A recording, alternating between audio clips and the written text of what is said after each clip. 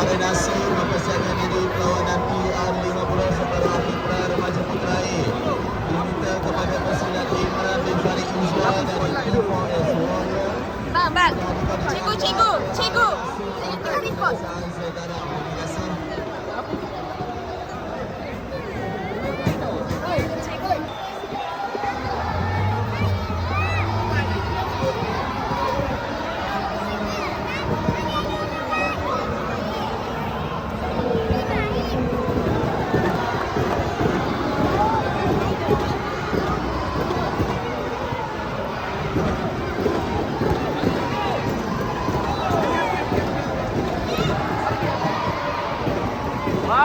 Why?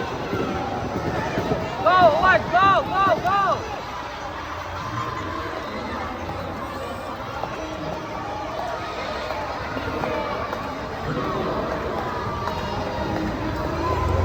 Why?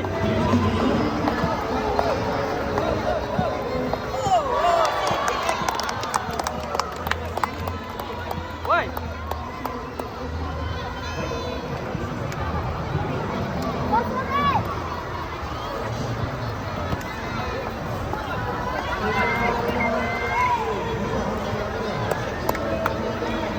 Why? Come on, why? What's the thing? What's the video play?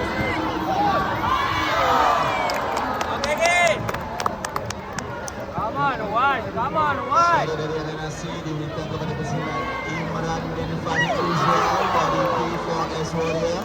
Imran bin Farid Izwa dari P4S Warrior, sila adik-adik diri anda ke Arenasi untuk pemeriksaan saudara. Go, Owen, go!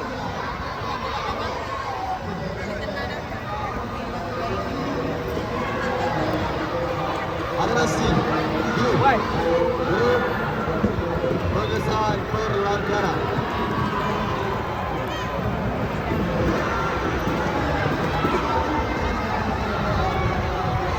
Why?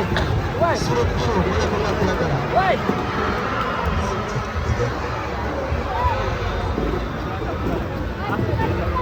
Arena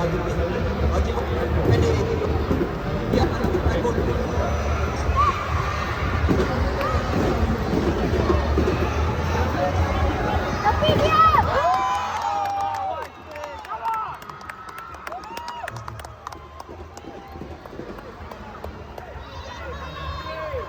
Suara Arena B bagi mempersiapkan diri perlawanan separuh waktu pra remaja putra C.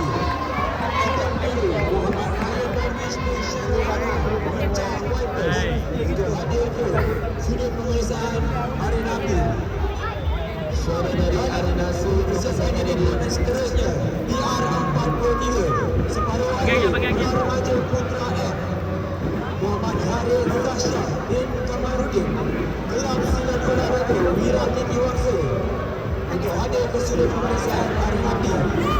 Suara dari Arena C memisahkan kawanan PR53 pra remaja putra B diminta kepada pesilat Muhammad Iman Ashraf dari Pasak Bumi.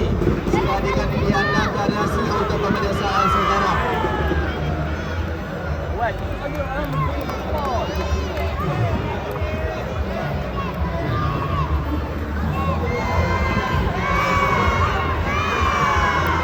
Go, Wes, go! Why, depan belakang, Wes!